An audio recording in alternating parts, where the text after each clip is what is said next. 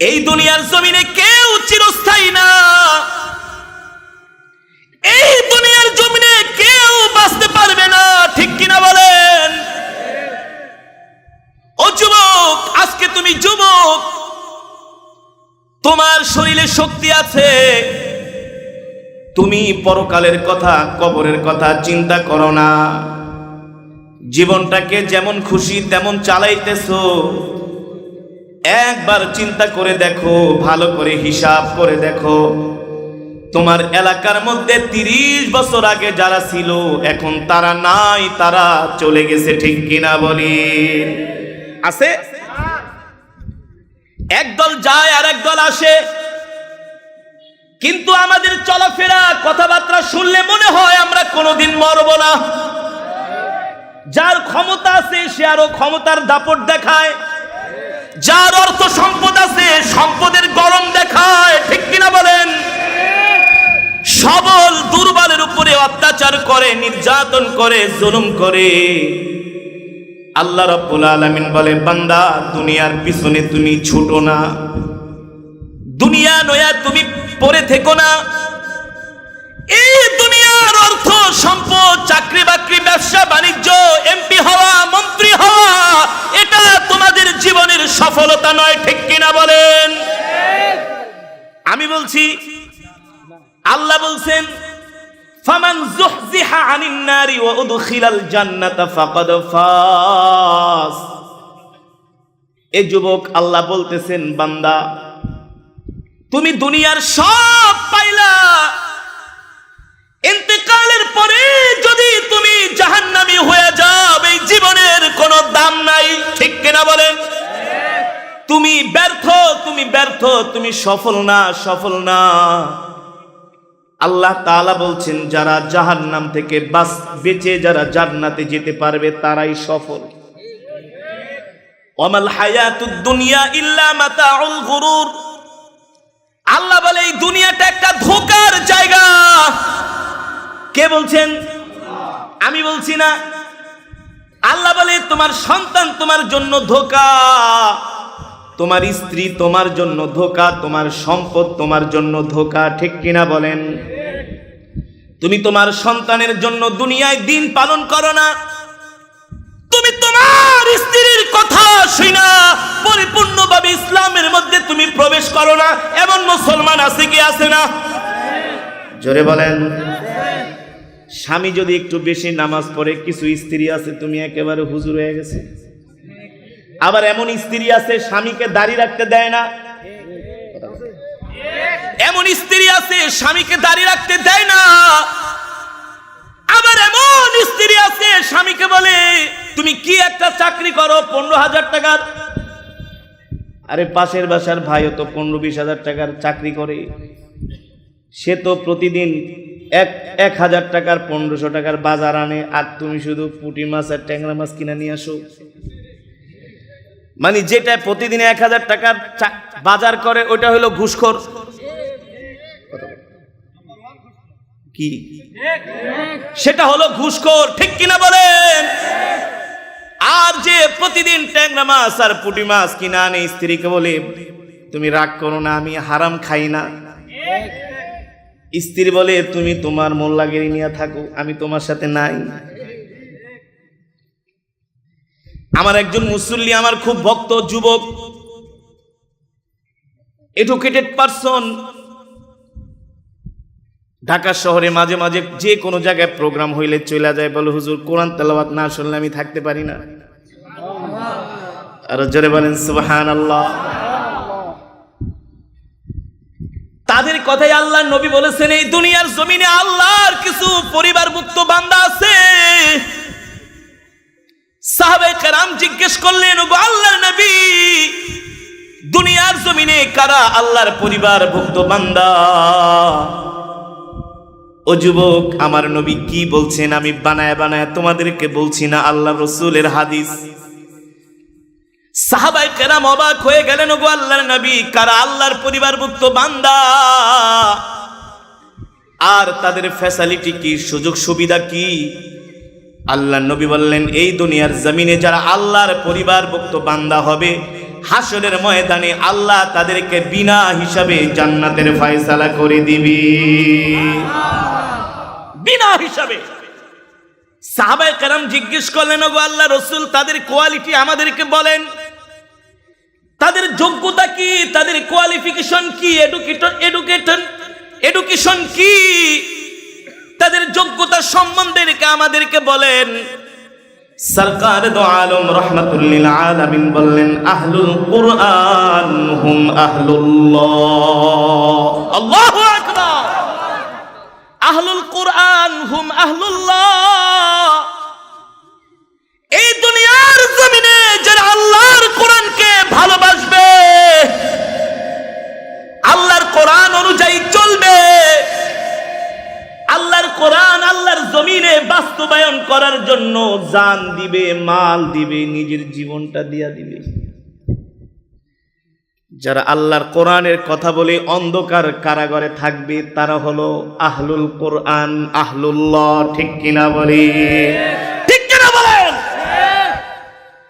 সম্মানিত হাজিরিন, এই যে আপনারা এই রাত্রবেলা এখানে এসছেন, এখানে অনেক আমার যুবক ভাইরা আছে যারা এখনো রাত্রবেলা ভাত খায় নাই, আছে না? ক্ষুধার্ত পেটে, ক্ষুধার্ত পেট নিয়ে কোরআনের মজমায় বসে আছেন, দুনিয়ার কোনো লাভের আশায় না। আপনাদেরকে মাহফিলের পরে তোবারক দেওয়া হবে, খিচুড়ি দেওয়া হবে, 500 টাকা দেওয়া হবে, এমন না, এমন না। একমাত্র আল্লাহর কোরআনের জন্য আসছেন। ঠিক কিনা বলেন? আপনার নিয়ত যদি হয় খালেস, ইন্নামাল আ'মালু বিন্নিয়া, আপনার নিয়ত যদি হয় খালেস, আপনার মধ্যে যদি ইখলাস থাকে, আল্লাহর ভয় থাকে, আজকের মাহফিলে আসা যদি একমাত্র আল্লাহর সন্তুষ্টির জন্যই হয়ে থাকে, এই কথা না যে কোন হুজুর আসবে, কত সুন্দর তার কণ্ঠ, কেমন করে তিনি হাসায়, কেমন করে তিনি কাঁদায়, সে দেখতে কেমন সুন্দর, তার স্টাইলটা, তার অভিনয়টা দেখা আসি, এটা না, এটা না। ইন্নাল্লাহা লা ইয়ানজুরু ইলা সুওয়ারিকুম ওয়া আমওয়ালিকুম ওয়ালাকিন ইয়ানজুরু ইলা কুলুবিকুম ওয়া আমালিকুম। আল্লাহু আকবার। আল্লাহর নবী বলেন, আল্লাহ তাআলা তোমাদের কলবের মধ্যে, অন্তরের মধ্যে কি আছে সেটা আল্লাহ তাআলা দেখে। আল্লাহু আকবার। ও যুবক, ও মুসলমান, আল্লাহর ইজ্জতের কসম খায়া বলি, যদি আপনারা নিছক আল্লাহর কোরআনের মহব্বতে আয়েশা থাকেন, পোস্টারে দেখেছেন, মাইকিং এ শুনেছেন একজন কোরআনের কারি আসবে, ঠিক কিনা বলেন? একজন আর একজনকে বলছেন, দোস্ত চলো চলো, দুনিয়াতে কত গান শুনলাম, আর গান শুনবো না, আল্লাহর কোরআনের তেলাওয়াত শুনবো। আল্লাহু আকবার।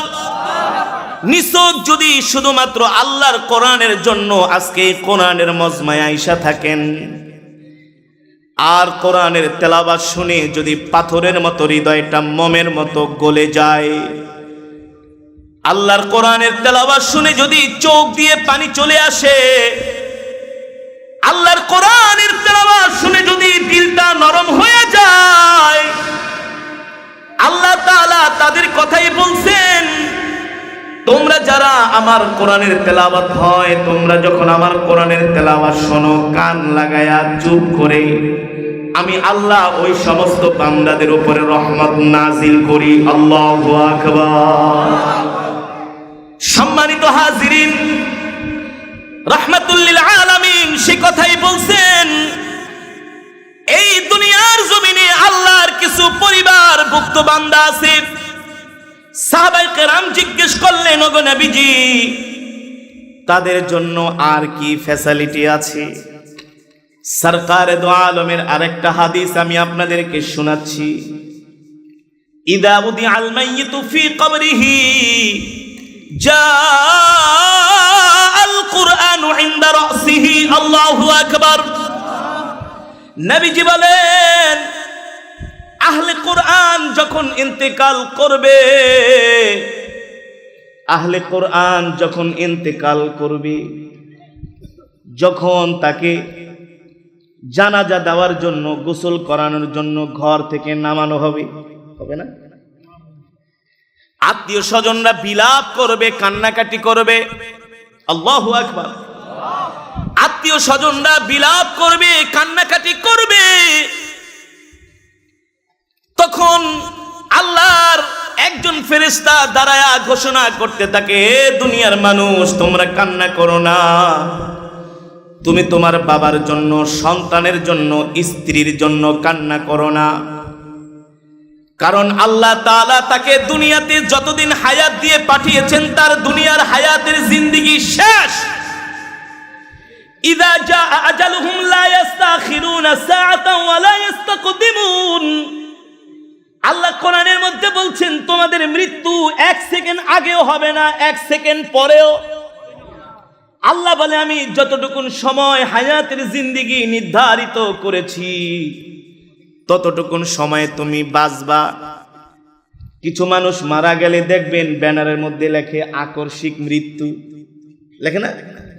অমকের অকাল মৃত্যুতে আমরা গভীরভাবে শোকাহত।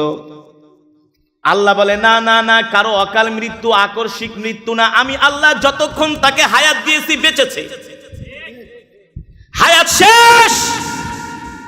আমি আল্লাহ তাকে আসমানে উঠায় এনেছি, আমি আল্লাহ তাকে ডাক দিয়া তার রূহটাকে আমি আসমানে উঠায় নিছি। ঠিক কিনা বলেন? এ কারণে অনেকের মা বাবা সন্তান মারা গেলে আমরা বিলাপ করি, হায় রে এত ছোট বয়সে মারা গেল। যেমন চেয়ারম্যান সাহেবের একজন সন্তান মারা গেছে, আবু হুরায়রা, কত সুন্দর নাম রেখেছিলেন। ওই বাবা জানে, যখন বাবার কাঁধে সন্তানের লাশ ওঠে, ওই বাবার মতো এত কষ্ট পৃথিবীতে আর কেউ পায় না। পায়? জোরে বলেন, পায়? ফেরেশতারা ডাক দিয়া বলে, দুনিয়ার মানুষ যে ইন্তেকাল করছে তার জন্য তোমরা কেঁদো না, ক্রন্দন করো না, আফসোস করো না। তার হায়াতের জিন্দেগি শেষ। আল্লাহ তাআলা দুনিয়ার জমিন থেকে তাকে উঠায় নিছে। সেই কথাই আল্লাহ কোরআনের মধ্যে বলছেন, নুন ওয়াল কলামি ওয়া মা ইয়াসতুরুন মা আনতা বিনিআমাতি রাব্বিকা বিমাজনুন। আল্লাহ তাআলা মানুষকে সৃষ্টি করার 50,000 বছর পূর্বে আল্লাহ তাআলা তার ভাগ্য, তার তকদির লিখেছেন। আল্লাহু আকবার। কে কতদিন বাঁচবে, কে কতটুকুন রিজিক খাবে, কে কত টাকার মালিক হবে, কে কতটুকুন সম্পদের মালিক হবে, আল্লাহ তাআলা আমাদেরকে দুনিয়াতে পাঠানোর 50,000 বছর আগে আল্লাহ সব লিখে রেখেছেন। আল্লাহু আকবার। এই কারণে মুসলমান, ফেরেশতারা ডাক দিয়া বলে, তুমি তোমার সন্তানের জন্য কেঁদো না। তোমার চোখে মনে হইতে পারে অল্প বয়সে মারা গেছে, কিন্তু না না না, আল্লাহ তাআলা তাকে এতটুকুনি বয়স দিয়েছিলেন, হায়াত দিয়েছিলেন। ঠিক কিনা বলেন? আল্লাহ চেয়েছেন তাকে আল্লাহ তাআলা উঠিয়ে নিয়েছেন, এই জন্য তুমি ক্রন্দন করো না। যখন আরো বেশি কান্নাকাটি করে, ফেরেশতারা ডাক দিয়া বলে, হে দুনিয়ার মানুষ, তোমার বাবার জন্য আল্লাহ যতটুকু রিজিক নির্ধারিত করেছিল তার রিজিক খাওয়া শেষ, আর একটাও অবশিষ্ট নাই। একটা ভাত ও 1 গ্লাস পানিও তার জন্য অবশিষ্ট নাই। তার রিজিক শেষ। এই কারণে আল্লাহ তাআলা তাকে দুনিয়া থেকে উঠায় নিছে। সাহাবায়ে কেরাম বলে, ওগো আল্লাহর নবী, আল্লাহ তাআলা ফেরেশতাদের মাধ্যমে এই যে কথাগুলো দুনিয়ার মানুষদেরকে উদ্দেশ্য করে বলান, এই কথাগুলো আমরা কেন শুনি না? রাহমাতুল লিল আলামিন বলে, সাহাবীরা রে, এই কথা যদি তোমরা শুনতে পাইতা, তাহলে তোমাদের দ্বারা, দুনিয়ার মানুষদের দ্বারা আর কোনো সংসার, ব্যবসা বাণিজ্য, রাষ্ট্র পরিচালনা করার কোনো শক্তি থাকতো না। তারা সবাই দুর্বল হইয়া ইবাদত করার জন্য তারা জঙ্গলে চলে যেত। আল্লাহু আকবার। এই কথা শোনার পরে দুনিয়ার কোনো মানুষ আর দুনিয়াদারি করতো না, শুধু ইবাদত নিয়ে পড়ে থাকতো, তাহলে আর এই দুনিয়ার জিন্দেগি হতো না। কিন্তু ইসলাম এমন একটা ধর্ম, এখানে কোনো বৈরাগী নাই, দুনিয়াও চলবে, দিনও চলবে। ঠিক কিনা বলেন? দুনিয়াও চলবে, দিনও চলবে। দুনিয়াও চলবে, আবার কোরআন দিয়া রাষ্ট্র ক্ষমতাও চলবে, ঠিক কিনা বলেন? এই কারণে একজন মানুষ যখন ইন্তেকাল করে, তাকে যখন গোসল করায়া জানাজা দেওয়ার জন্য যখন তার জানাজা দিয়া একেবারে কবরের কাছে নিয়ে যায়, ওই মানুষটা যদি জান্নাতি হয়, ওই মানুষটা যদি আহলুল কোরআন হয়, এই দুনিয়ার জমিনে যদি কোরআনকে ভালোবাসা থাকে, ওই মানুষটা টেনশন করে না, চিন্তা করে না, পেরেশান হয় না। আল্লাহ তাআলা তাকে দুনিয়ার জমিন থেকেই জান্নাতের সুঘ্রাণ তার নাকের মধ্যে দিয়া দেয়। আল্লাহু আকবার। আর যদি বদকার হয়, জাহান্নামী হয়, সন্তানদেরকে ডাক দিয়া বলে, বাবারে আমাকে তোমরা কবরের কাছে নিয়ে যেও না, একা একা আমাকে তোমরা কবরে রেখে আইসো না, আমি একা একা থাকতে পারবো না। কান্না করে, বিলাপ করে যখন ওই মুর্দারকে গামছা দিয়া দুই পাশে কবরের মধ্যে শোয়ানো হয়, ওই মুর্দার ডাক দিয়া বলে, আমার সাথে এমন পাষণ্ডের মতো আচরণ করো না, আমাকে এইভাবে কবরের মধ্যে একা একা শোয়া রেখে যেও না, এই কবরে আমি একা একা থাকতে পারবো না। আর যদি সেই জান্নাতি হয়, কবরের মধ্যে শোয়ানোর পরে যখন তার কবরের উপর দিয়া বাঁশের চাটাই দেওয়া হয়, কলা পাতা অথবা পলিথিন দিয়া যখন তার কবরটাকে ঢেকে দেওয়া হয়, তখন ওই কবর কি অন্ধকার থাকে নাকি আলোকিত? জোরে বলে, অন্ধকার। কিন্তু আমার আল্লাহর নবীর হাদিস বলতেছে, ইযা উদিআল মাইয়িতু ফি কবরিহি জাআল কুরআনু ইনদা রাসিহি। আল্লাহু আকবার। আহলুল কুরআন যখন ইন্তেকাল করে, সাথে সাথে আল্লাহর কোরআন তার কবরে যায় হাজির হয়ে যায়। যারা দুনিয়ার জমিনে আল্লাহর কোরআনকে মহব্বত করে, দুনিয়ার জমিনে আল্লাহর কোরআনকে ভালোবাসে, কোরআনের মাহফিল শোনার জন্য দূর দূরান্ত থেকে পায়ে হেঁটে, সাইকেলে চড়ে, রাত্রবেলা রিক্সাও পায় না, হেঁটে হেঁটে 4-5-10 কিলোমিটার দূর থেকে করে গেলে মাঝে মাঝে দেখি অনেক ভাইরা ঠান্ডার মধ্যে, প্রচন্ড বৃষ্টি হচ্ছে, 1 মাস আগে ভিজা ভিজা যাইতেছে, এত মায়া লাগছে, গাড়ি থামাইছি। কোত্থেকে আসছো? বলে হুজুর অমক গ্রাম। কত কিলোমিটার? বলে 10 মাইল। আসছো কিভাবে? বলে আসছিলাম অটো দিয়া। এখন হুজুর এখন তার রাত্রে অটো নাই। কোরআনের জন্য হলো তারা নিবেদিত প্রাণ। আল্লাহু আকবার। এ তো হলো সাহাবাওয়ালার চরিত্র। আল্লাহু আকবার। এ তো হলো সাহাবাওয়ালার চরিত্র। আল্লাহর দ্বীনের জন্য তাদের কোনো ক্লান্তি নাই, কষ্ট নাই, দুঃখ। এদের কথাই আল্লাহর নবী বলেছেন, আহলুল কুরআন হুম আহলুল্লাহ। এখানে আপনারা কোরআনের মজমায় বসে আছেন, এখনো যা দেখেন রাস্তাঘাটে অনেক যুবক এখনো সিগারেট খাইতেছে, হাঁটতেছে, চায়ের দোকানে বসে আড্ডা মারতেছে, ঠিক কিনা বলেন?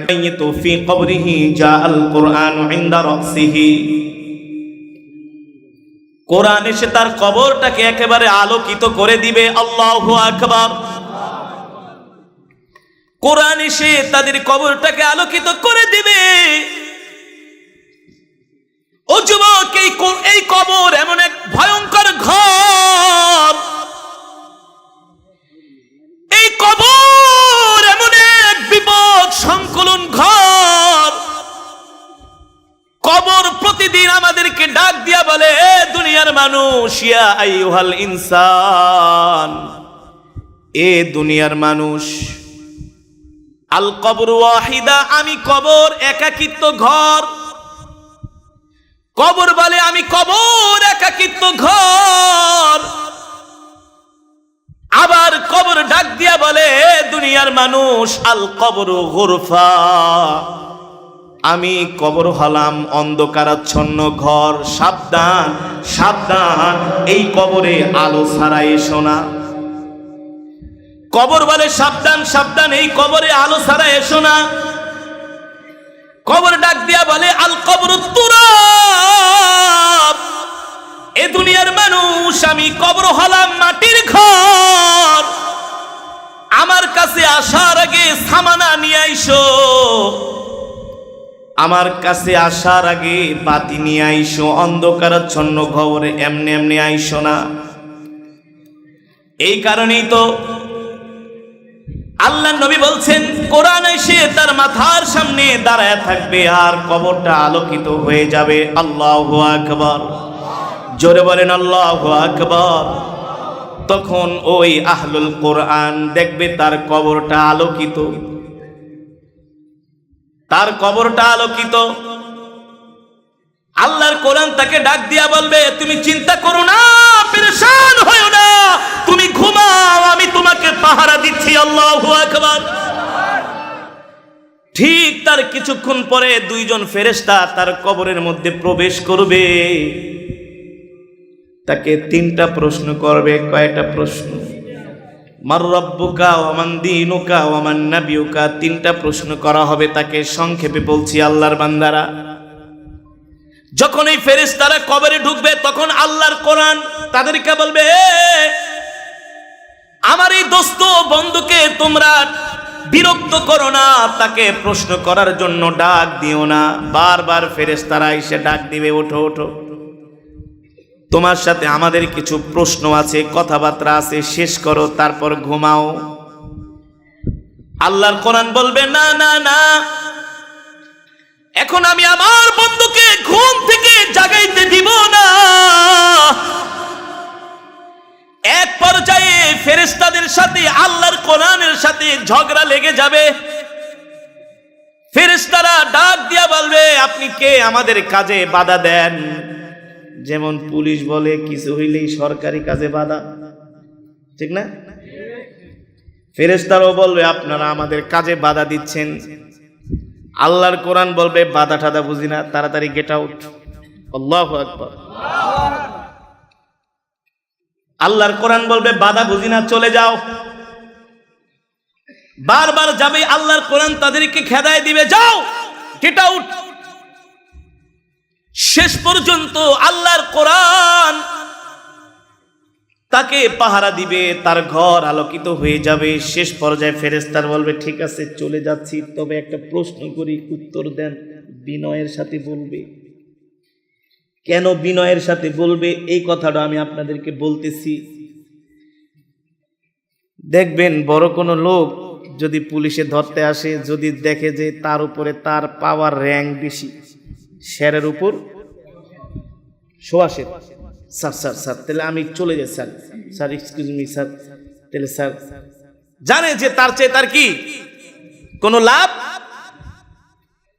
ঠিক ফেরেশতারাও বলবে, চলে যাচ্ছি, কিন্তু পরিচয়টা একটু দেন।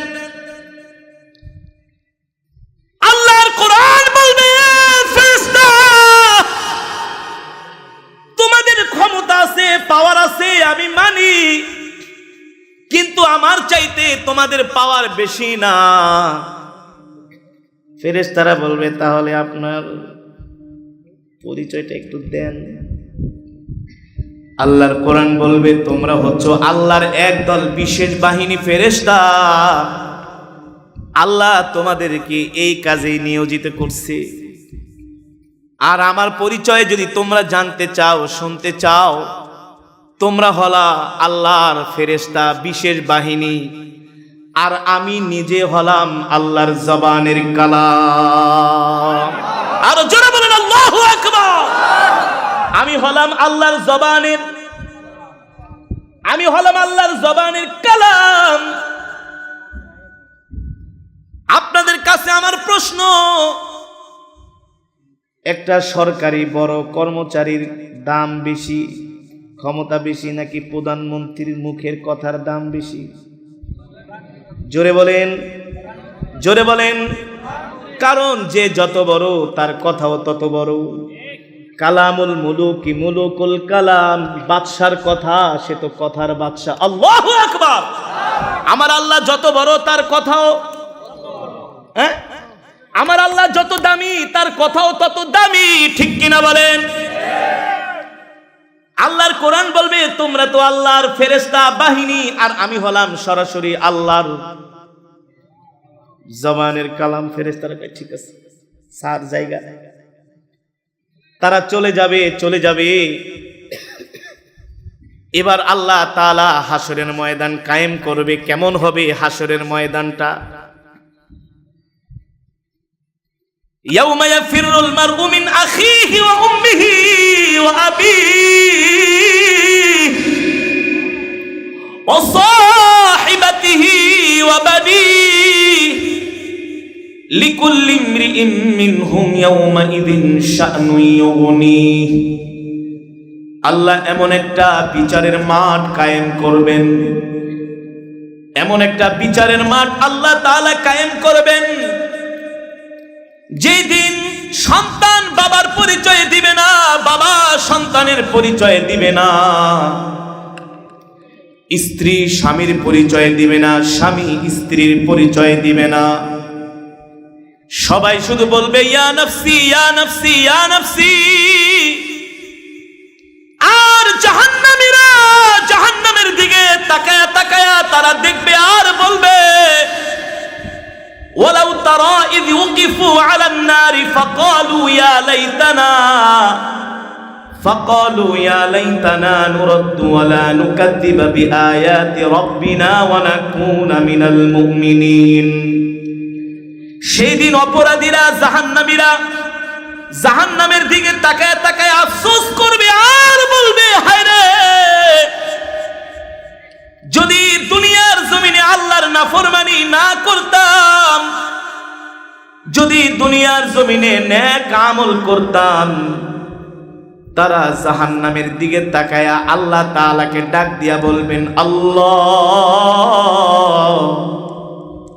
দুনিয়াতে অনেক ভুল করে ফেলেছি, অনেক বড় ভুল করে ফেলেছি আল্লাহ, আর একটা বারের মতো সুযোগ দেন, আর একটা বারের মতো সুযোগ দেন, আর একটা বার দুনিয়াতে পাঠান, আর কোনোদিন ভুল করব না, আপনার প্রতি ঈমান আপনার হুকুমগুলো মানব। আল্লাহ ডাক দিয়া বলবে না না না, দুনিয়ার জমিনে তোদেরকে আমি হায়াতে জিন্দেগি দিছিলাম, শুধু নাফরমানি করছস, জিনা করছস, ব্যভিচার করছস, ঘুষ খেয়েছিস, সুদ খেয়েছিস, আল্লাহর কোরআনের বিরুদ্ধে কথা বলছস, ঠিক কিনা বলেন? আমি আল্লাহ বলছি হারাম, কিন্তু তোরা হারাম মানুষ নাই, সেটাকে জোর করে হালাল করার জায়েজ করছস। বলবে আল্লাহ এত অপরাধ তো করি নাই। আল্লাহ বলবে অপরাধ যদি না করে থাকোস, আমি আল্লাহ তোদের গলার মধ্যে আমলনামা ঝুলাই দিলাম। ওয়া কুল্লা ইনসানিন আলজামনাহু তাইরাহু ফি উনুকি ওয়া নুখরিজু লাহু ইয়াওমাল কিয়ামাতি কিতাবান ইয়ালকাহু মানশুরা। ইকরা মানে কি? জোরে বলেন, আরো জোরে বলেন। ইকরা কিতাবাক, আল্লাহ বলবে তুই তোর কিতাবটা পড়, তোর আমলনামা তুই নিজেই পড়। গলার মধ্যে যেমন অফিসে যাওয়ার সময় অফিসের কার্ড ঝুলান, ঠিক আল্লাহ তাআলা সবার আমলনামা গলার মধ্যে ঝুলাই দিবে। যুবক, হেলা খেলা মনে করো না, আল্লাহর কোরআন থেকে বলতেছি, আল্লাহর কোরআন পারলে চ্যালেঞ্জ করো আয়েশা, যে হুজুর আপনার কথা আমি বিশ্বাস করি না, আমাকে দলিল দেন। আমি তো কোরআন থেকেই দলিল দিয়া দিলাম। আল্লাহ বলবে ইকরা, পড় পড়, তুই তোর কিতাব পড়, আমলনামা পড়। রাত 2টা বাজে কোন জায়গায় গেছিলি? দুনিয়ার কোনো মানুষ দেখে নাই, অন্ধকারাচ্ছন্ন রাতের মধ্যে কোন অপরাধ করছস দুনিয়ার কোনো মানুষ দেখে নাই, কিন্তু কিরামান কাতিবিনা ইয়ালামুনা মা তাফআলুন। আল্লাহ তাআলা 24 আওয়ার্স আমাদেরকে মনিটরিং করতেছে। সিসি ক্যামেরার আওতায় আল্লাহ আমাদেরকে নিয়ে আসছে। এই যে দুনিয়াতে মানুষ সিসি ক্যামেরা বানায়, সিসি ক্যামেরা তো শুক্রে 8 দিন ধরে আসছে। এটি সব তারা কোরআন থেকে রিসার্চ করে গবেষণা করে করে বের করেছে, ঠিক কিনা বলেন? আল্লাহ বলবে এই অপরাধীরা, মুজরিমরা, জাহান্নামীরা, তোরা তোদের আমলনামা পড়, তোরা তোদের আমলনামা পড়। তখন তারা আমলনামা পড়বে আর বলবে ইয়া লাইতানি মালি হাদাল কিতাব। এটা আবার কেমন আমলনামা আল্লাহ ধরাই দিলা? অবিশ্বাস করার তো কোনো, সব দেখতেছি আমলনামার ভিতরে আছে। কোন জায়গায় চুরি করছিলাম, কলমের খোসা দিয়া ঘুষ খাইছিলাম, মানুষের উপর অত্যাচার করছিলাম, জুলুম করছিলাম, অন্যায়ভাবে থাপ্পড় মারছিলাম, কোনো বাকি নাই। সব কিছু তার আমলনামার ভিতরে আল্লাহ লিপিবদ্ধ করে রেখেছেন। আল্লাহ বলে আজকে আমি কারো প্রতি বিন্দু মাত্র জুলুম করব না, ঠিক কিনা বলেন? আমি আল্লাহ কারো প্রতি বিন্দু মাত্র জুলুম করব না। তবে এই কথা সত্য, আমি আল্লাহ কোনো অপরাধীকেও ছেড়ে দিব। লিমানিল মুলকুল ইয়াউমা লিল্লাহিল ওয়াহিদিল কাহ্হার। আল্লাহ বলে জুলুম করব না, ঠিক আছে, কিন্তু একটা অপরাধীকেও ছাড়ব না। আজকে কড়াই গন্ডায় হিসাব নিয়ে দেখাই দিব। দুনিয়ার জমিনে তুমি তোমার হায়াতের জিন্দেগিটা কোন কাজে ব্যয় করছো? আল্লাহ বলে আমি আল্লাহ কড়াই গন্ডায় হিসাব নিয়ে দেখাই দিব, কাউকে আমি আল্লাহ ছাড়ব না, ঠিক কিনা বলে? কিন্তু যারা আল্লাহর কোরআনের পক্ষে থাকবে, আল্লাহর কোরআনকে মহব্বত করবে, আহলুল কোরআন হুম আহলুল্লাহ, ওই যে আল্লাহর কোরআন কিন্তু তার কবরের সাথে ছিল না, সে বলবে দোস্ত চলো চলো, তোমার গন্তব্য এখানে না, তোমার গন্তব্য হলো জান্নাত। আরো আস্তে কোন, আরো আস্তে কোন। আল্লাহর কোরআন তাকে বলবে দোস্ত তোমার গন্তব্য এখানে না, তোমার গন্তব্য হলো জান্নাত।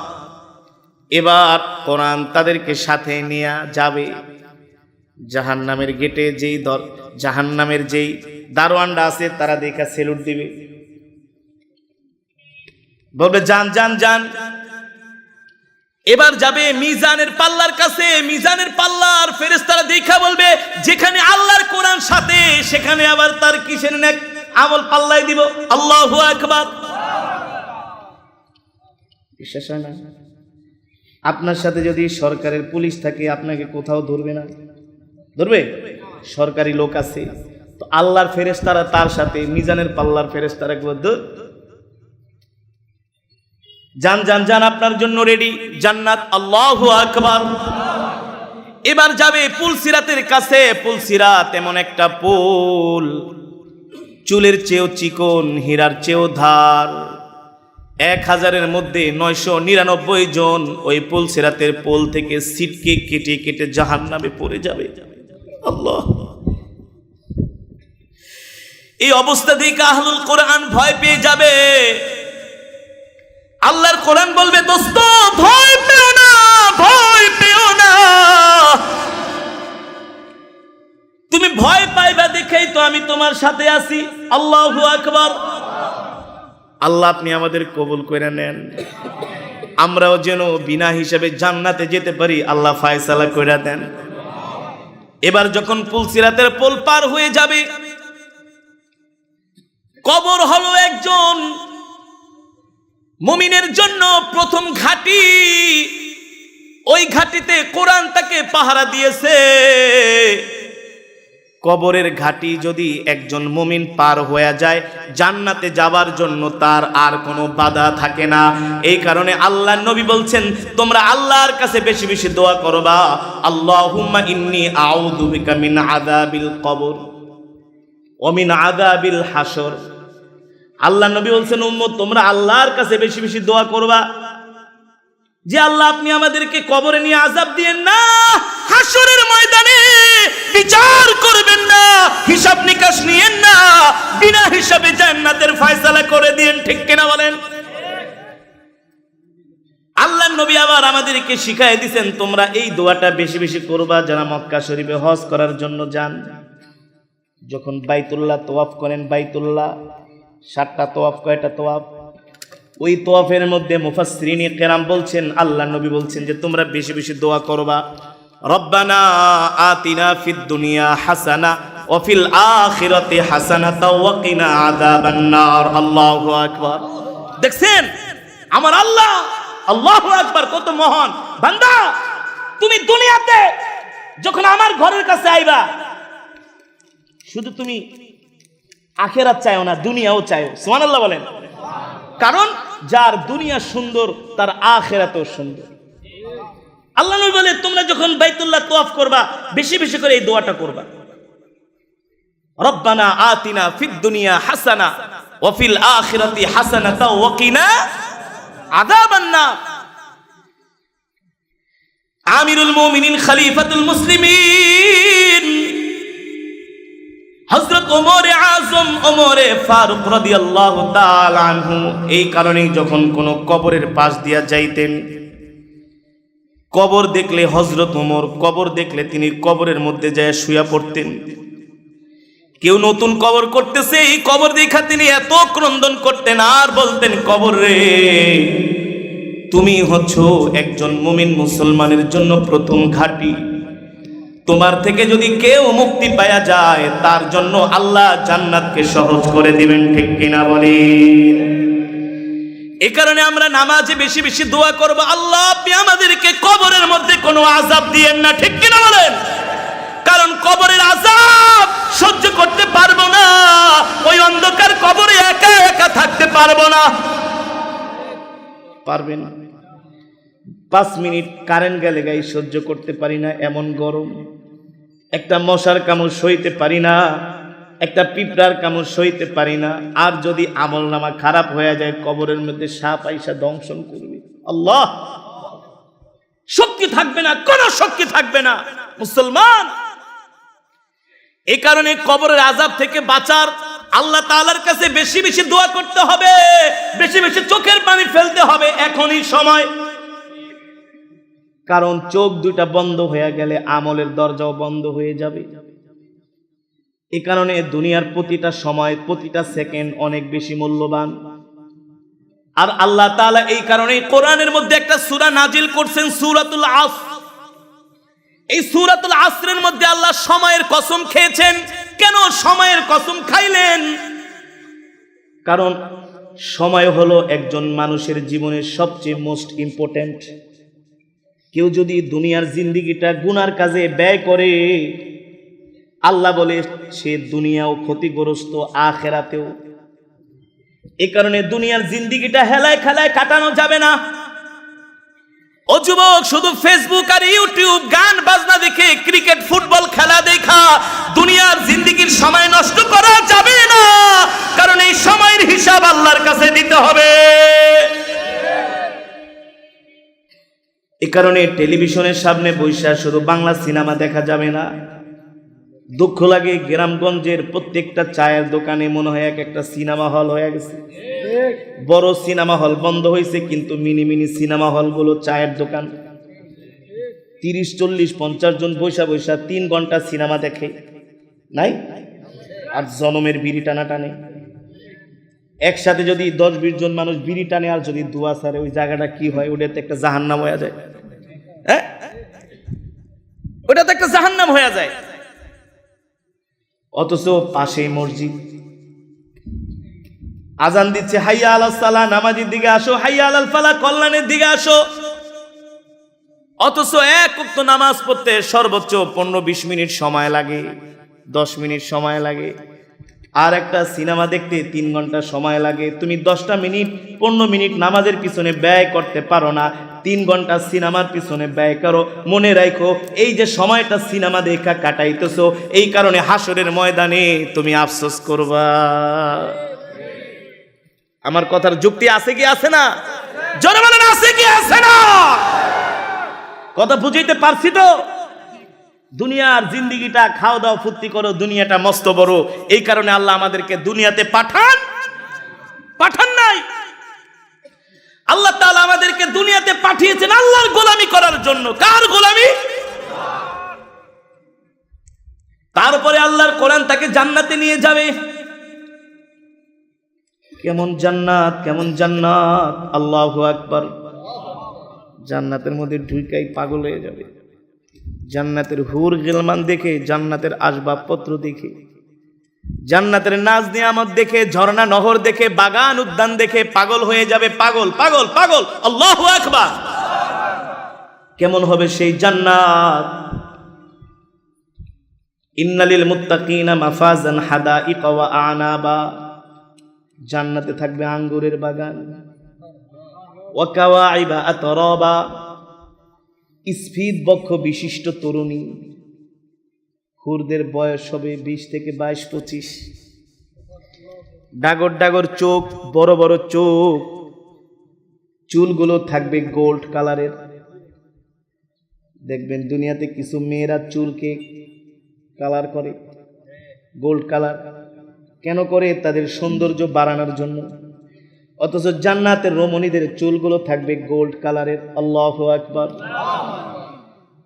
রাসূল কারীম সাল্লাল্লাহু আলাইহি ওয়াসাল্লাম বলছেন, দুনিয়ার জান্নাতের কোন হুর যদি দুনিয়ার দিকে তাকায়া একবার হাসি দিত, হুরের দাঁতের আলোতে সারা পৃথিবী আলোকিত হয়ে যাবে। আমি যখন মালয়েশিয়াতে 2017 সালে গেলাম একটা রাষ্ট্রীয় প্রোগ্রামে তেলাওয়াত করার জন্য, আমাকে নিয়ে একটা 10 স্টার হোটেলে উঠাইলো। এক রাতের ভাড়া 80,000 টাকা, অর্থাৎ বাংলা টাকার $1,000। এবার বুঝেন তো, এক রাতে 80,000, আর ঢুকলে কি আছে ভিতরে? এমন বিছনা, এমন সব কিছু আসবাবপত্র দেখা পাগল হয়ে গেলাম। দুনিয়ার 5 স্টার 10 স্টার হোটেল যদি এত সুন্দর হয়, আমার আল্লাহ আহলে কোরআনদের জন্য, আল্লাহর প্রিয় বান্দাদের জন্য এমন জান্নাত বানাইছি, কল্পনাও করা যায় না। বিশ্বাস হয় না? বিশ্বাস হয় না? ইয়াতুফু আলাইহিম উইলদানুম মুখাল্লাদুনা বিআকওয়াবিন ওয়া আবারিকা ওয়া কাসিম মিন মাঈন। জান্নাতের মধ্যে এমন এমন হুর গেলমানরা থাকবে, ওই জান্নাতের রমণীদের শরীর থাকবে এমন নরম। কেমন নরম? ডিম আছে না, ডিম, ডিমটা ভাঙলে ডিমের মধ্যে একটা হলুদ কুসুম থাকে। এই জোরে বলেন, আল্লাহর কোরআন থেকে বলতেছি। ওই হলুদ কুসুমটা কোনো সময় হাত দিয়া ধরছেন নাকি? কথা কয় না? ধরা যায় না, ফাটার আগে ধরা যায়, না ফাটার আগে ধরা যায়। মিয়া খালি বড় দিয়ে রান্না করেন, নিজে একটু করে খায়, মাঝে মাঝে ডিম ভেজে খায়, ধরা যায় না।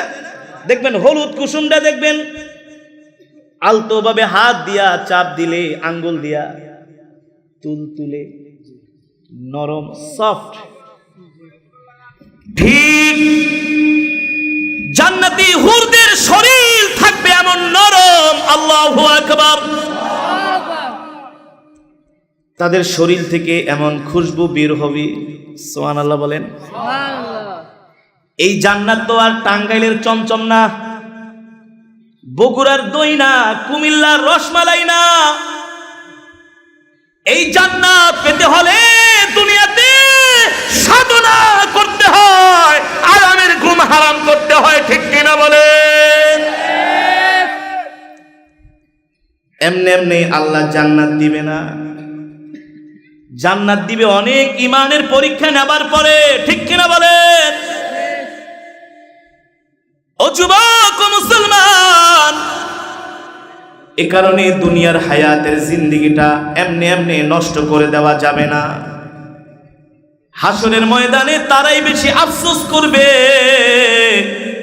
যারা দুনিয়াতে অনেক সময় গান বাজনা দেখা নষ্ট করছে, ক্রিকেট খেলা, ফুটবল খেলা দেখে নষ্ট করছে, নামাজে যায় নাই, জিকির করে নাই, আল্লাহর হুকুম মানে নাই, অথচ তাদের অনেক সময় হাতে ছিল। ঠিক কিনা বলেন? এই কারণে যখন সময় পাইবেন, ফ্রি সময়, যখনই ফ্রি সময় পাবেন, হাতের মধ্যে একটা তসবিহ নিয়ে বেশি বেশি জিকির করবেন। জিকির জিকির বেশি বেশি জিকির করবেন। একটা তসবিহ নিবেন হাতে, সময় পেলে বসে বসে কোরআনের তেলাওয়াত করবেন, কোরআনের তেলাওয়াত শুনবেন। হ্যাঁ, কি করবেন? 1 মিনিট সময় অবহেলা করে নষ্ট করবেন না। বেশি বেশি দুরূদ শরীফ ইস্তেগফারের আমল করবেন। সকাল সন্ধ্যা কোরআনের তেলাওয়াত করবেন। এভাবে যদি জীবনটাকে আমলের মধ্যে কাটাইতে পারেন, আরশের মালিক আমাদেরকে ইনশাআল্লাহ জান্নাতের ফয়সালা করে দিবেন। ঠিক কিনা বলি? এবার ওই জান্নাতীকে কোরআন জান্নাতে নিয়ে যাবে। জান্নাতের নাজ নেয়ামত দেখে অবাক হয়ে যাবে। তারপরে প্রশ্ন করবে, কি আপনার পরিচয়, কোথায় আপনার বাড়ি, কোথায় আপনার ঘর? আল্লাহর কোরআন বলবে, তুমি আমাকে চিনো নাই? তুমি তো আমার তেলাওয়াত শোনার জন্য মাইলকে মাইল হেঁটে গিয়েছিলে। তুমি তো আমাকেই আল্লাহর জমিনে প্রতিষ্ঠা করার জন্য রক্ত দিয়েছিলে, মাল দিয়েছিলে, জান দিয়েছিলে, ঠিক কিনা বলে? তুমি কেমনে ভাবলা আমি কোরআন তোমাকে ছেড়ে চলে যাব? কশিন কালেও হতে পারে না। আজকে আমি কোরআন, তুমি দুনিয়াতে আমাকে ভালোবাসছো, সেই ভালোবাসার প্রতিদান আমি কি তোমাকে দিলাম? আজকে তোমাকে আমি কবর থেকে পাহারা দিয়ে দিয়ে একেবারে জান্নাত পর্যন্ত পৌঁছে দিয়ে গেলাম। সুবহানাল্লাহ বলেন, সুবহানাল্লাহ বলেন। আল্লাহর কোরআন বলবে, আর কোনোদিন তোমাদেরকে জান্নাত থেকে বের করা। সে কথায় আল্লাহ কোরআনে বলছেন, ফামান যুহজিহা আনিন নার ওয়া উদখিলাল জান্নাতা ফাকাদ ফাস। যে জাহান্নাম থেকে মুক্তি পায়া জান্নাতে ঢুকলো, আল্লাহ বলে সেই হচ্ছে সফল, সেই হচ্ছে জ্ঞানার, সেই হচ্ছে ব্রেনি, সেই হচ্ছে বুদ্ধিমান। আর যে জাহান্নামের আগুন থেকে বাঁচতে পারলো না, আল্লাহ বলে সে কখনো সফল না, ঠিক কিনা বলে? এখন আল্লাহর কথা সত্য নাকি আমাদের কথা? আমরা তো মনে করি দুনিয়াতে যে কদিন আছি হারাম হালাল নাই, খালি কামা, খালি কি কর? কামা। ঘুষ সুদ বুঝি না, খালি কামায় ব্যাংকে ঢুকা। একটা কথা মনে রাখবেন, হারামের কিন্তু আরাম। মুসলমান আসুন, এখনো সময় আছে। কালকে না এখন থেকে আমরা ওয়াদাবদ্ধ হব, জীবনে যতদিন বাঁচবো আল্লাহর হুকুম মানবো, কোনো গুনাহ করব না, কোরআন অনুযায়ী আমাদের জীবনটাকে চালাবো। কে কে রাজি আছেন? হাত উঠান, হাত উঠান। নারায়ে তাকবীর, নারায়ে তাকবীর। আল্লাহর নবী কোরআনের দাওয়াত দেওয়ার জন্য আবু জেহেল, উতবা, শাইবা, আবু লাহাবের বাড়িতে বারবার গিয়েছেন। আল্লাহর নবীকে আবু জেহেল, আবু লাহাব, উতবা, শাইবারা নবী হিসাবে মানতে চায় না। অথচ আল্লাহর পয়গম্বরের উপরে আল্লাহ তাআলা পৃথিবীর শ্রেষ্ঠ কিতাব নাজিল করেছেন। আর আমার নবী হলো শেষ নবী। মা কানা মুহাম্মাদুন আবা আহাদিম মির রিজালিকুম ওয়ালাকিন রাসূলুল্লাহি ওয়া খাতামান নাবিয়্যিন। আমার নবী শেষ নবী। আমার নবীর পরে এই পৃথিবীর জমিনে আর কোন নবী আসবে না, ঠিক কিনা বলে? আমার নবীর পরে কেউ যদি নবী দাবি করে সে হলো কাফের। একদিক থেকে আমার নবীর উপরে আল্লাহ পৃথিবীর শ্রেষ্ঠ কিতাব নাজিল করেছেন, নাম হলো কোরআন। জোরে বলেন। দ্বিতীয় হলো আমার নবী শ্রেষ্ঠ নবী, আমার নবীর পরে আর কোন নবী পৃথিবীতে। সব দিক থেকে আমার নবী শ্রেষ্ঠ। কিন্তু আবু জেহেলরা আমার নবীকে তারা নেতা মানে না, নবী মানে না। আল্লাহর পয়গম্বরের স্ত্রী আমাদের আম্মা জান হযরত খাদিজাতুল কুবরা রাদিয়াল্লাহু তাআলা, তিনি ছিলেন আরবের সবচেয়ে ধনাঢ্য ব্যবসায়ী মহিলা। আল্লাহু আকবার। তার মতো এত বড় ব্যবসায়ী আরবের জমিনে ছিল না। এক দিক থেকে আম্মা জান ছিলেন বড় ব্যবসায়ী, দ্বিতীয় দিক থেকে ছিলেন আম্মা জান রূপবতী, গুণবতী। আল্লাহু আকবার। তৃতীয়ত আম্মা জান ছিলেন উচ্চ বংশের একজন মেয়ে। আবু জেহেলের তেমন সম্পদ ছিল না, আবু জেহেল ছিল দুষ্ট। এই সমাজে দেখবেন কিছু মানুষ আছে শুধু মানুষে ঝগড়া লাগায় দেয়, আছে না? আবু জেহেল ছিল এই প্রকৃতির। তার মাথার মধ্যে শয়তানি বুদ্ধি বেশি ছিল, এই কারণে শুধু মানুষে ঝগড়া লাগায় দিতে পারত, মিথ্যা বিচার করত, মানুষকে কুমন্ত্রণা দিত, খারাপ বিষয় বেশি মানুষদেরকে আবু জেহেল বুদ্ধি দিত। এই টাইপের লোক ছিল আবু জেহেল। একদিন রাস্তা দিয়া আবু জেহেল হেঁটে যাচ্ছেন, আর খাদিজা রাদিয়াল্লাহু তাআলা আনহার সামনে আবু জেহেল পড়ে গেলেন। আবু জেহেলকে আম্মাজান খাদিজা ডাক দিলেন, তাল হিনাইয়া আবা জাহেল, এদিকে আসো, তোমার সাথে আমার কথা আছে। আবু জেহেল বললেন, বলো খাদিজা, তুমি আমাকে কি বলবা?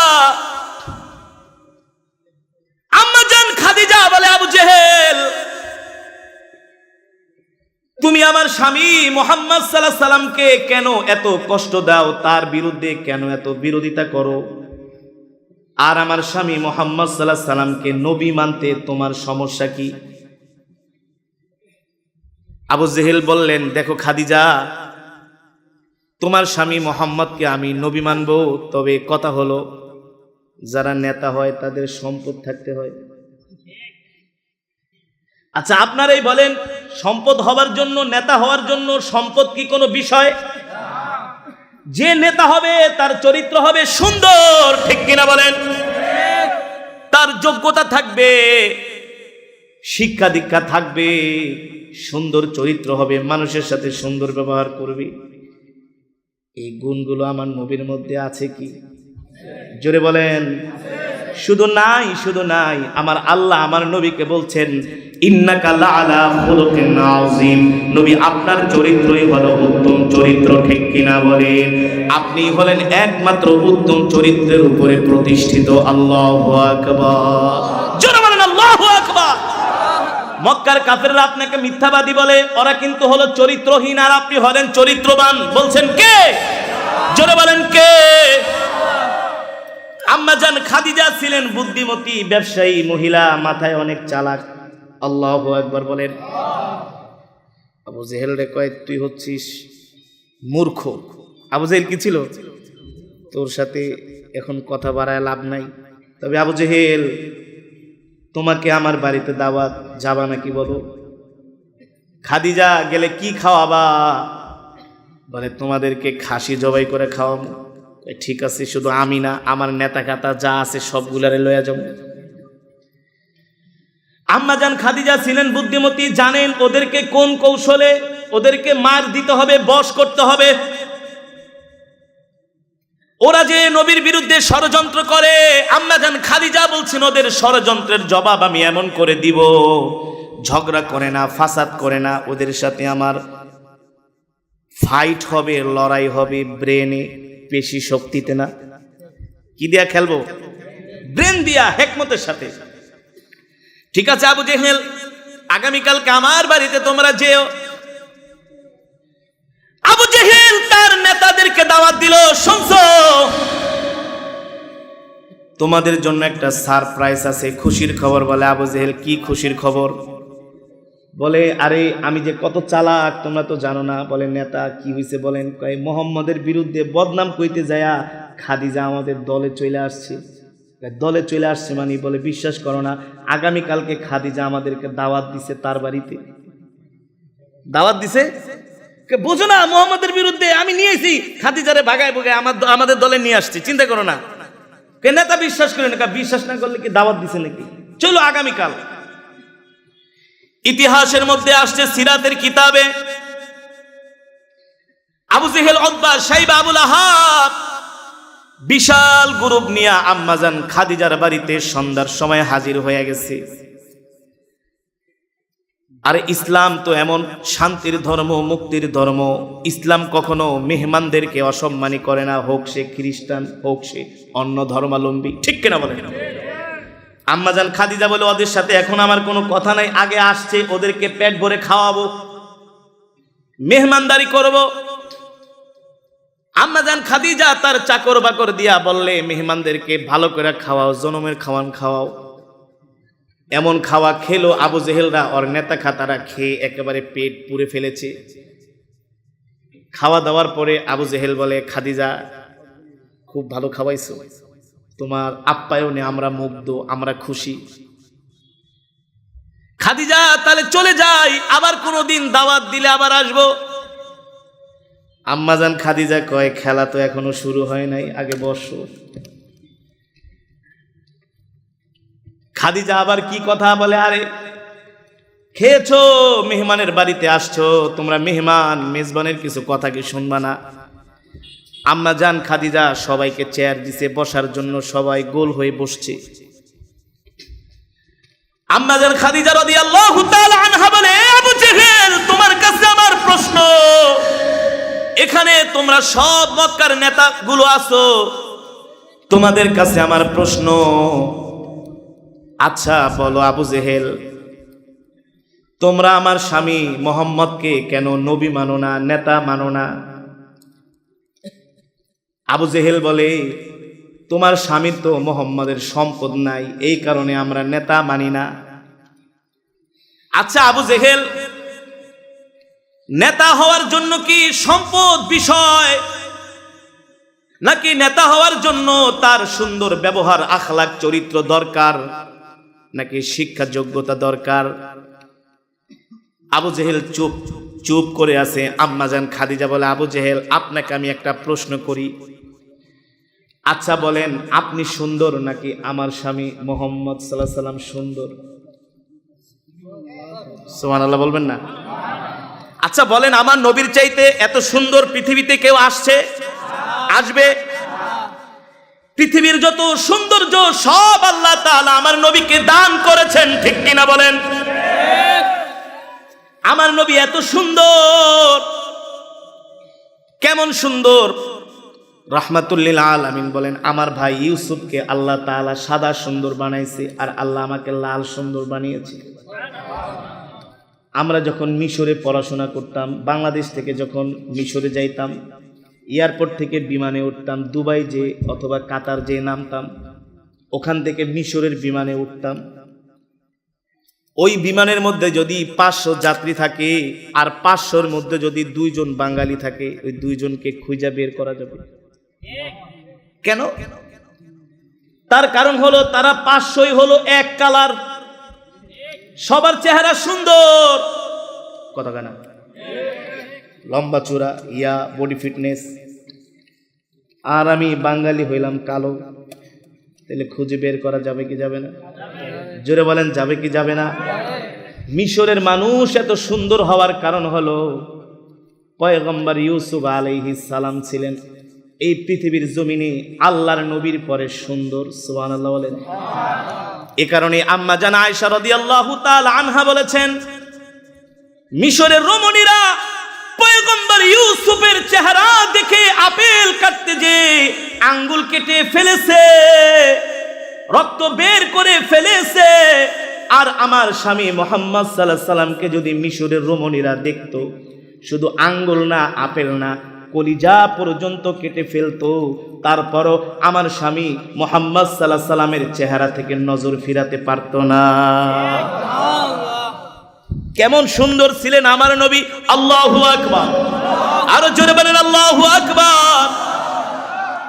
আম্মা জান খাদিজা বলে, আবু জেহেল বলো, তুমি সুন্দর নাকি আমার স্বামী সুন্দর?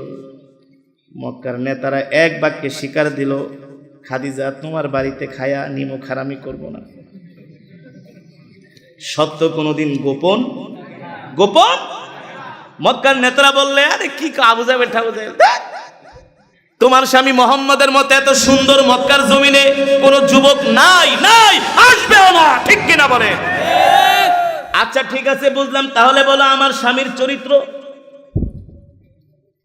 একজন আরেকজনকে খোঁচা দেখে, এটা তো আবু জেহেল, এটা তো ছেসরা, এটা কি মানুষের টাকা নিলে আর দেয় না, খালি ঘুরায়, আছে না? মানুষের টাকা হাওলাত নেই, দেয় না। আবু জেহেলের স্বভাব। নবীজির কাছে যে বিচার দিত, মোহাম্মদ টাকা দেয় না, ভাতিজা একটু বিচার করে দাও। আল্লাহ নবী খালি ডাক দিছে, আবু জেহেল বাইরা, টাকা নিছস, দেস না কেন? আবু জেহেল কয়, মোহাম্মদের ধমক শুনে আমার পালপিটিশন গরম হয়ে গেছে। ঠিক আছে ভাতিজা, ভাতিজা দিয়া দিতেছে। চুরি ছেঁচড়ামি সব স্বভাব আবু জেহেলের মধ্যে। একজন আর একজনকে খোঁচা দেয়। খাদিজা তো ঠিকই বলছি, ভাতিজা মোহাম্মদের চরিত্রের মতো এত সুন্দর চরিত্রবান মানুষ মক্কার জমিনে নাই আর কোনোদিন। তাহলে নেতা হওয়ার যোগ্যতা নবীজির মধ্যে। আচ্ছা আবু জেহেল বলেন, আপনি শিক্ষিত নাকি মোহাম্মদ শিক্ষিত? সুবহানাল্লাহ বলেন। পৃথিবীর সব জ্ঞান, সব ইলম আল্লাহ তাআলা আমার নবীকে দান করছেন। এক কথায় আল্লাহ বলছেন, ওয়ামা আরসালনাকা ইল্লা রাহমাতাল লিল আলামিন, আমার নবী হলো সমগ্র বিশ্বের জন্য রহমত। আম্মা জান খাদিজা ডাক দিয়া বলে, আবু জেহেল, তোমার বংশ মর্যাদা বড় নাকি আমার আমার স্বামী মুহাম্মাদের বংশ মর্যাদা বড়। আল্লাহু আকবার। মক্কার সব ছোট ছোট নেতাগুলো বলে, খাদিজা বলো কি মুহাম্মাদের দাদা আব্দুল মুত্তালিব হলো জমজম কূপের মুতাওয়াল্লি, বাইতুল্লাহর মুতাওয়াল্লি। আল্লাহু আকবার। আল্লাহর পয়গম্বরের দাদা আব্দুল মুত্তালিব ছিলেন জমজম কূপের মালিক, সে আল্লাহু আকবার, বাইতুল্লাহর মুতাওয়াল্লি। পৃথিবীর সবচেয়ে উচ্চ বংশের ছিলেন আমার নবী, ঠিক কিনা বংশ? তাহলে আমার স্বামীকে তোমাদের নবী মানতে, নেতা মানতে কি সমস্যা? এই সমাজে দেখবেন কিছু মানুষ আছে আলেমদেরকে দেখতে পারে না, খালি ছোট সুতা খুঁজে, এই হুজুরের এই দোষ সেই দোষ, আছে না? আবু জেহেল কয় তোমার স্বামী তো সম্পদ নাই, কি নাই? নেতা হইলে তো মাল দরকার। আম্মা জান খাদিজা বলে, আবু জেহেল রে, সম্পদ আমার বেশি না তোমার বেশি? কে বলছেন? আম্মা জান খাদিজা রাদিয়াল্লাহু তাআলা আনহা বলেন, এ আবু জেহেল, সম্পদ তোমার বেশি না আমার বেশি? না তোমাদের এখানে যারা আছে আমার চেয়ে কি তোমরা সম্পদশালী? ইতিহাসের মধ্যে আসছে আম্মা জান খাদিজা যখন আল্লাহ নবীকে বিবাহ করেন তখন তিনি কম হলেও 40 মণ স্বর্ণের মালিক। কোন বর্ণনায় আসছে আরো বেশি। আবু জেহেল কয়, খাদিজা শুধু লজ্জা দিও না, খাওয়ায় ঠাওয়ায়। আবু জেহেলের নেতারা বলে, খাদিজা কি বলো, কি বলো? তুমি আরবের ধন্যাঢ্য ব্যবসায়ী মহিলা, আরে তোমার ধারে কাছে আমরা কোনোদিন আসতে পারবো না, এইভাবে লজ্জা দিও না খাদিজা, বাড়িতে দাওয়াত দিয়া এনে। আম্মাজান খাদিজা বলে, তোমাদেরকে আমি লজ্জা দিচ্ছি না, যেটা সত্য সেটা বলো। এতদিন বলছো আমার স্বামীর সব ঠিক আছে কিন্তু সম্পদ নাই, এই কারণে তাকে নেতা মানো না, নবী মানো না। তাহলে আজকে আমি এই মজমা থেকে তোমাদের সামনে ঘোষণা দিলাম, আমার খাদিজার যত সম্পদ আছে সব আমি আমার স্বামী মুহাম্মদকে লেখা দিলাম। আজকে থেকে আমার সম্পদের মালিক আমার স্বামী মুহাম্মদ সাল্লাল্লাহু আলাইহি ওয়াসাল্লাম। আরো জোরে কোন সুবহানাল্লাহ। আম্মা জান বলে, সব আমার সম্পদ হলো আমার স্বামী মুহাম্মদ সাল্লাল্লাহু আলাইহি ওয়াসাল্লামের। তাহলে আবু জেহেল বলো, এখন তোমার সম্পদ বেশি নাকি মুহাম্মদের সম্পদ বেশি? সুবহানাল্লাহ বলেন। আবু জেহেল চুপ করে থেকে বলে, খাদিজা তুমি যে আমাকে এমন কইরা ব্রেনটা একটা মায়ের দেব আমি বুঝতে পারি না, আমারে মাফ করো, আমি চলে যাই। আল্লাহু আকবার বলেন। আল্লাহর পেয়ারা বান্দারা, আমরা মুসলমান, আমাদের ধর্ম ইসলাম, আমরা হলাম সর্বশ্রেষ্ঠ নবীর উম্মত। আমাদের কোরআন হলো পৃথিবীর শ্রেষ্ঠ কোরআন। আমরা যেই বাইতুল্লাহর দিকে নামাজ পড়ি কিবলা করে, বাইতুল্লাহ হলো পৃথিবীর সর্বশ্রেষ্ঠ ঘর। আমার নবী যেখানে শুয়ে আছেন মদিনাতুল মুনাওয়ারা, মদিনা হলো পৃথিবীর সবচেয়ে শান্তির জায়গা। বিশ্বাস করেন না? এই কিছুদিন আগে আমেরিকার একদল বিজ্ঞানী, পরিবেশ বিজ্ঞানী, তারা গবেষণা করেছে যে পৃথিবীর জমিনে সবচেয়ে নিরাপদ শহর কোনটা, শান্তির শহর কোনটা। তারা গবেষণা করে একথা লিখতে বাধ্য হয়েছে যে পৃথিবীর সবচেয়ে নিরাপদ শান্তির শহর হলো মদিনাতুল মুনাওয়ারা। আল্লাহু আকবার, আল্লাহু আকবার, আল্লাহু আকবার।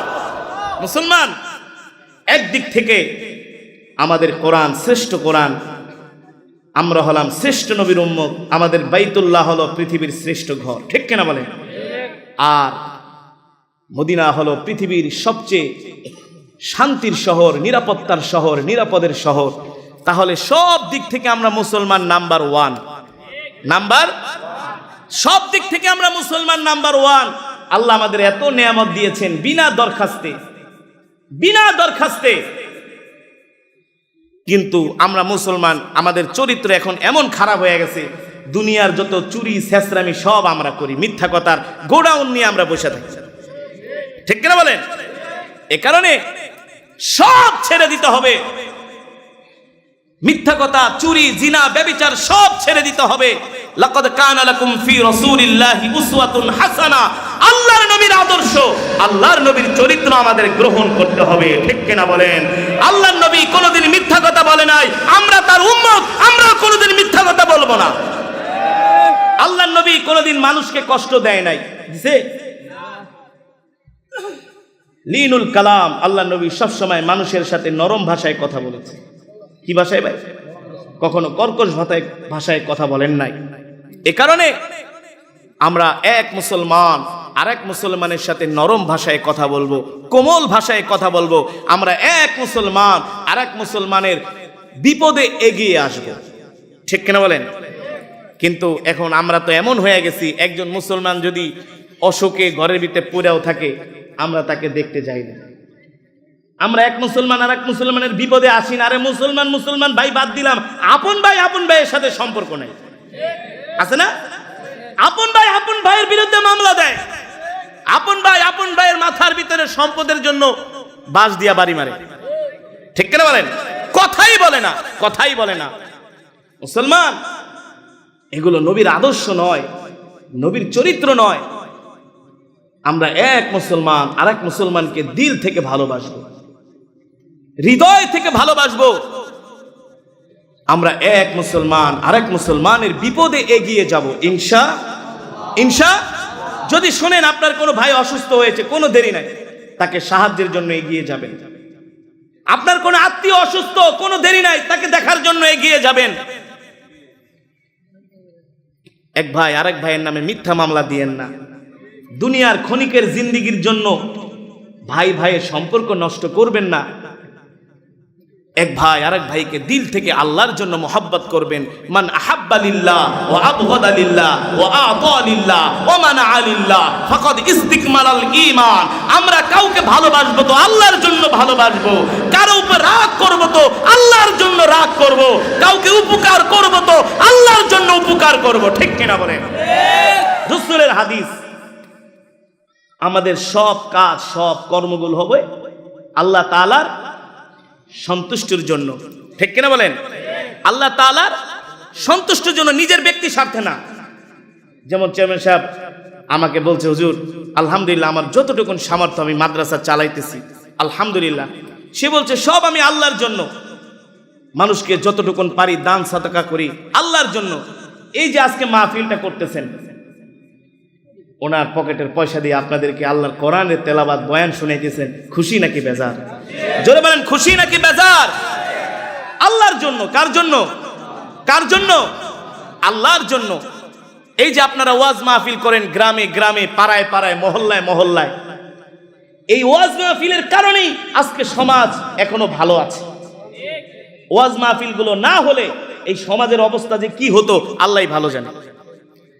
আলহামদুলিল্লাহ এখন ওয়াজের মাহফিলে এসে অনেক যুবক গান শোনা ছেড়ে দিচ্ছে, তারা কোরআন তেলাওয়াত শুনে।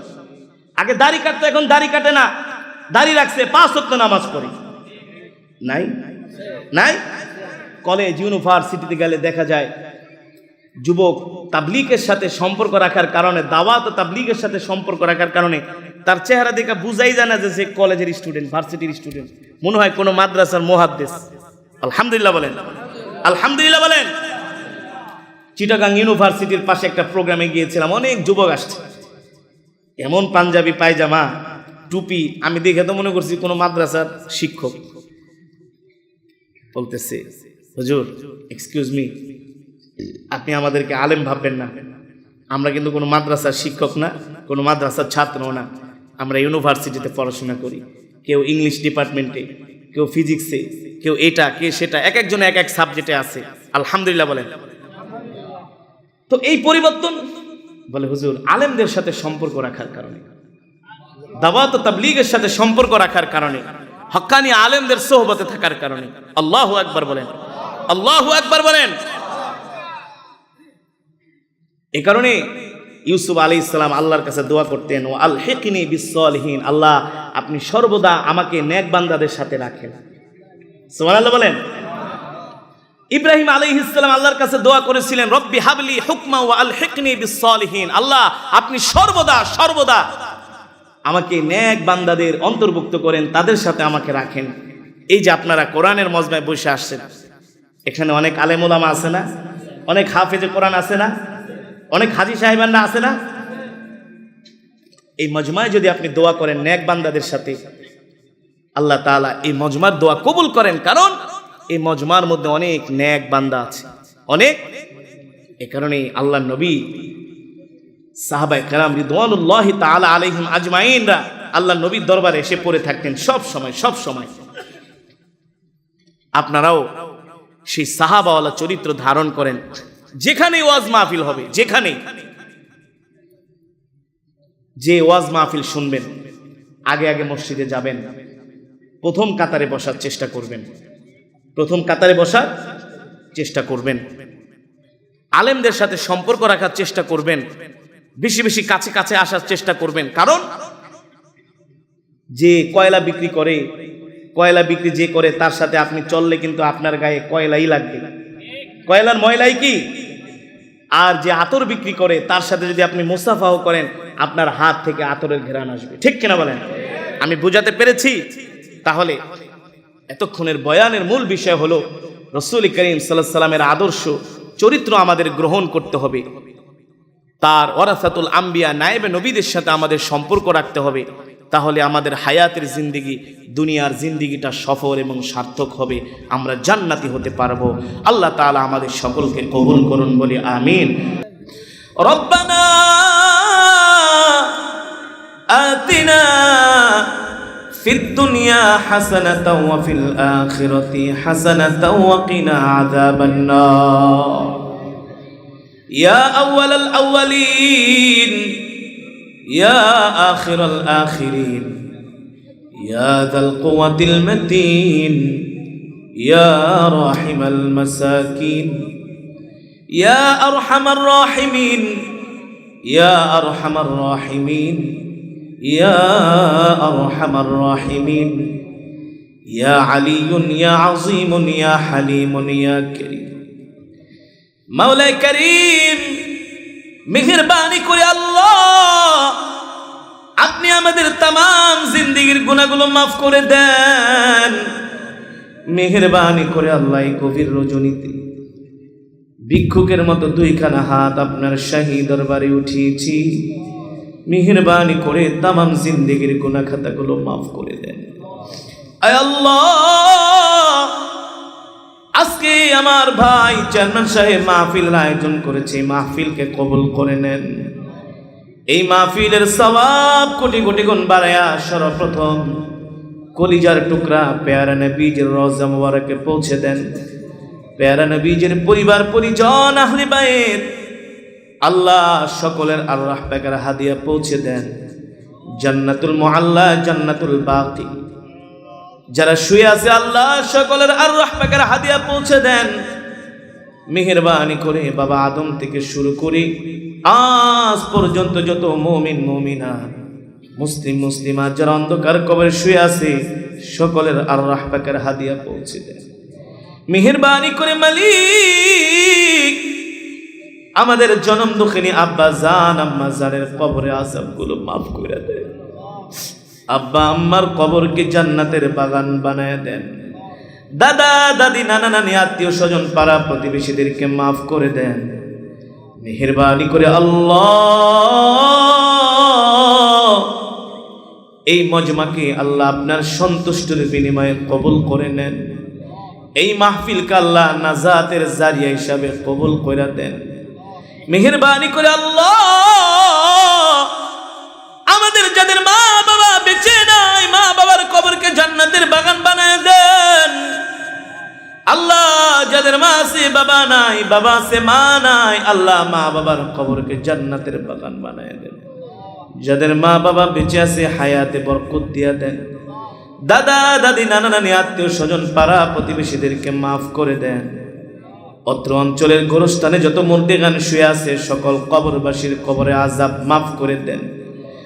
আয় মালিক মেহেরবানি করে আল্লাহ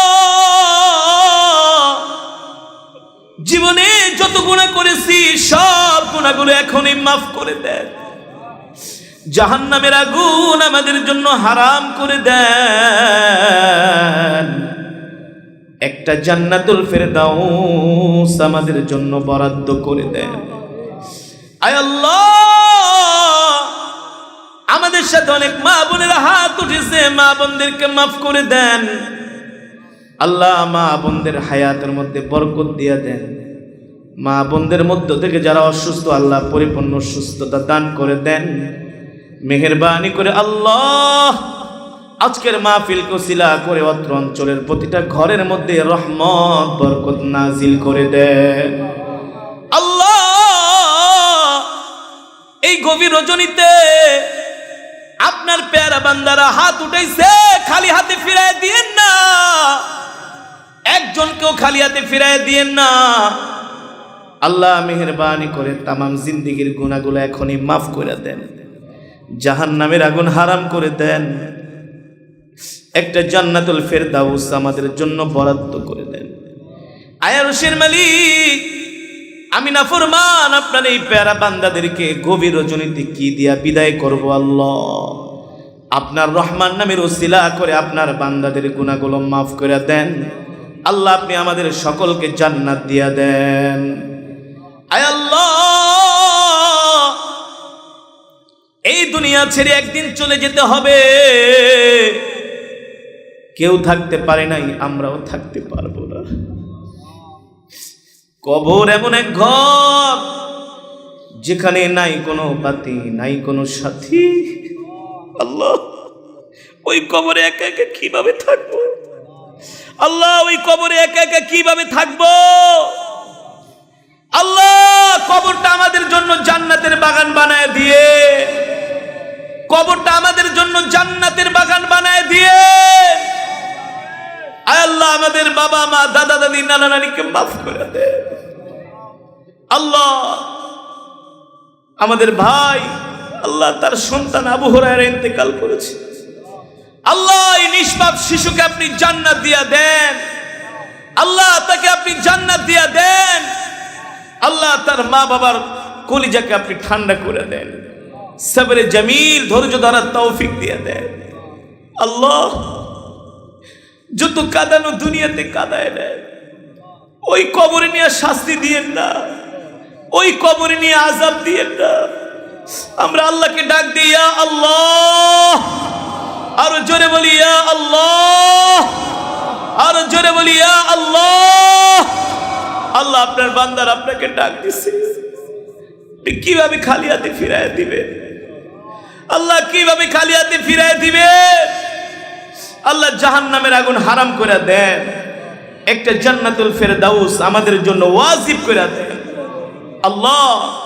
মালিক, 5 ওয়াক্ত নামাজ যেন জামাতের সাথে পড়তে পারি তৌফিক দিয়ে দেন আল্লাহ। আপনার কোরআন অনুযায়ী যেন চলতে পারি তৌফিক দিয়ে দেন আল্লাহ। আপনার রাসূলের আদর্শ অনুযায়ী যেন চলতে পারি তৌফিক দিয়ে দেন আল্লাহ। এই মাদ্রাসাকে আপনি কিয়ামত পর্যন্ত কবুল করে নেন, এই মাহফিলকে কিয়ামত পর্যন্ত কবুল করে নেন, প্রজন্মের পর প্রজন্মকে আল্লাহ কবুল করে নেন।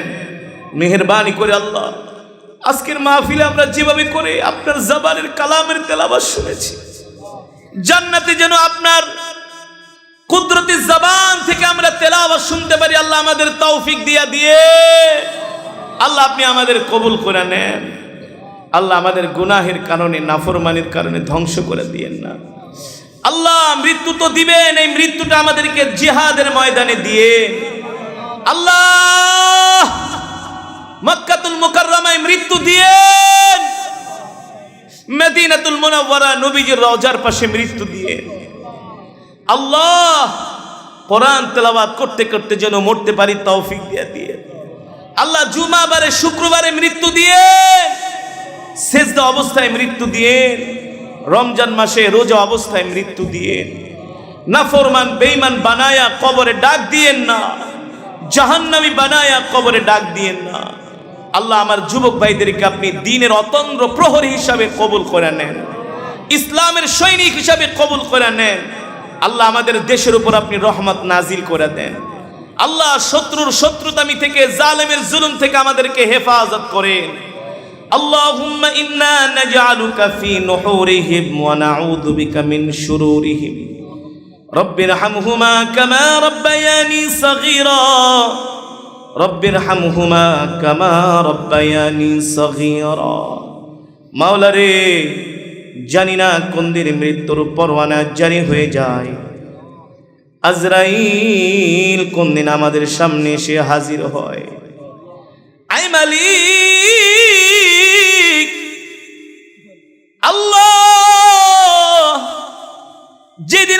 জান্নাতি বান্দাদেরকে ডাক দিবেন, যেদিন আপনি বলবেন আমার পক্ষ থেকে তোমাদের জন্য সালাম। আল্লাহ আমরা সকলেই যেন এইভাবে একসাথে জান্নাতে থাকতে পারি, তৌফিক দিয়ে দিয়ে মালিক। নাফরমানির কারণে, গুনাহের কারণে আমাদেরকে ধ্বংস করে দিয়েন না, গুনাহের কারণে আমাদেরকে হালাক করে দিয়েন না। আল্লাহ আমার সাথে কত দাড়ি পাকা মুরব্বীরা হাত উঠেছে, আল্লাহ তাদের উসিলা মাফ করে দেন। আল্লাহ আপনার বান্দারা কোরআনের তেলাওয়াত বয়ান শুনে আরো শুনতে চায়। আল্লাহ আপনাকে ভালোবাসে বিদায় তো আপনার বয়ান, আপনার কোরআনের তেলাওয়াত শুনতে চায়। মেহেরবানি করে এই তৃষ্ণা যেন আমরা আপনার জবানে জান্নাতে কোরআনের তেলাওয়াত শুনে মিটাইতে পারি। আল্লাহ আমাদের তৌফিক দিয়া দেন, আল্লাহ আমাদেরকে কবুল কইরা নেন।